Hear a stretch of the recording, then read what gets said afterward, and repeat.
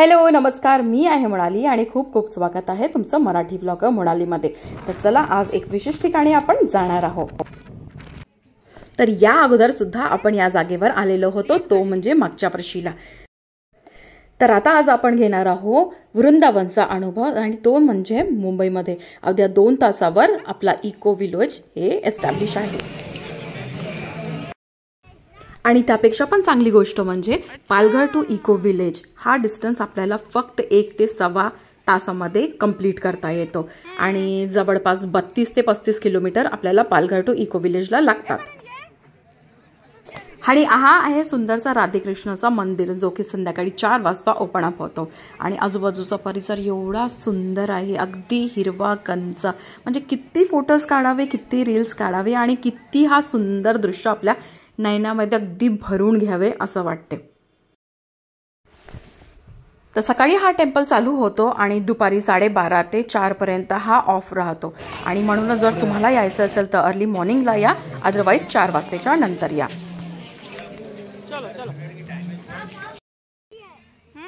तर चला आता आपली सुद्धा एंट्री झालेली आहे। तर सगळ्यात अगोदर आपण बघूया इकडे फिशेस।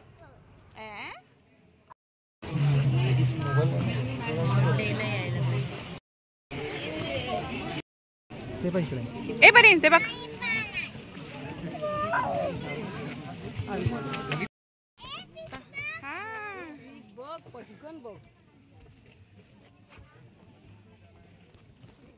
अरे वाह दादा इट्स कलरफुल।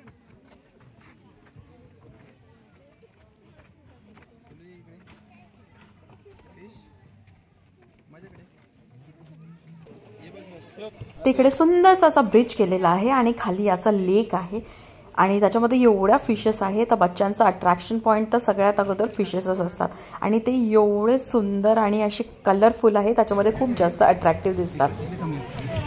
हो फिशेस कमी होणार। तर हा जो आपला मिनी वृंदावन आहे, इकडे प्रत्येक तासाला टूर घेतला जाते आणि त्यामध्ये सांगितलं जाते आणि दाखवलं सुद्धा जाते की इकडे वृंदावन आहे, यमुना घाट आहे, मथुरा आहे आणि गोवर्धन पण आहे।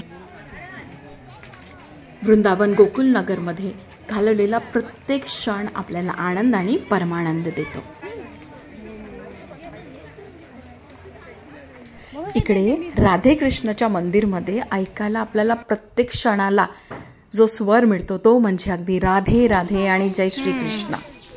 अगदी भारावून जातो आपण आणि मंत्रमुक्त होऊन जातो।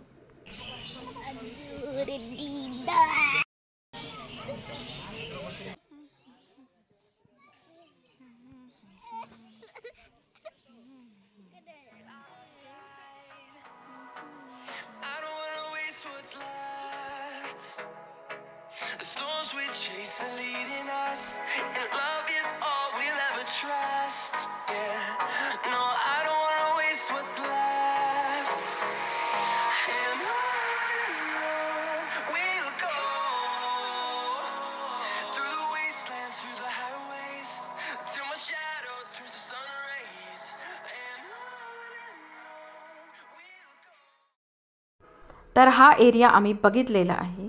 आम्ही चाललेलो दुसऱ्या एरियाला आणि कोणाला तरी शोधत आहोत जेणेकरून ते लोक आमचे सगळ्यांचे ग्रुप फोटो घेणार। इकडे इकडे इधर देखो सब लोग देखो शिकला। तर जसा प्रत्येक तासाला एक टूर जातो ना, तर हा टूर गेलेला आणि जवळपास 1 ते 1.5 मिनिट आम्हाला लागलेला ह्या टूरला क्लिअर करायला आणि त्याच्या पुढे मग आम्ही पिक्चर्स घेतलेले।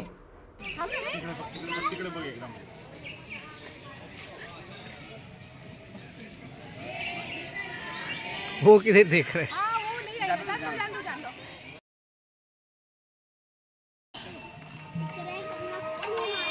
लक्ष्मी माता, कृष्ण जी।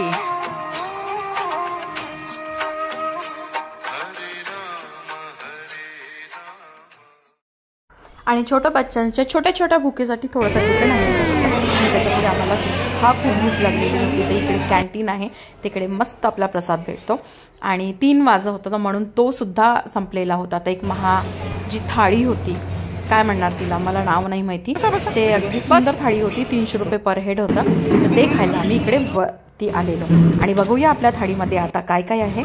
तर सर्वप्रथम इकडे छास दिलेला ग्लासमध्ये आणि त्याच्यापुढे फोडणीचं वरण होतं, पनीरची भाजी होती आणि ही आलूची भाजी आहे, बटाट्याची भाजी आहे आणि त्याच्यापुढे मग इकडे फुलकोबी मटरची भाजी होती आणि ड्राय सब्जीमध्ये इकडे पत्तागोबी आणि टमाटरची भाजी होती. स्वीटमध्ये डेझर्टमध्ये इकडे गुलाबजाम दिलेला होता आणि मैसूर पाक दिलेला होता आणि मैसूर पाक अगदी गावरान तुपामध्ये बनवलेलं होतं, जे की अजिबात मला सहन नाही झालेला, कारण की सवय नाही ना चांगल्या वस्तू खायची. आणि इकडे एक आलूबोंडा दिलेला होता म्हणजे बटाटा वडा, सोबतच होती आपली पोळी आणि हे होतं दही चाट, ड्राय पापड म्हणजे रोस्टेड पापड होता आणि त्याच्या पुढे मग आम्ही जेवण करायला घेतलेलं आणि जेवण खूपच सुंदर होतं आणि त्याच्या पुढे एंडिंगमध्ये वरण भात आलेलं असं. तर असं मस्त छानसं सगळ्यांनी आम्ही जेवण केलेलं आणि मस्त सगळं फस्त केलेलं आणि त्याच्यापुढे सुंदरसं असं राधेकृष्णाच्या मंदिरमध्ये आम्ही दर्शन घेतलेलं आणि आम्ही आमच्या परतीचा प्रवास सुरू केलेला.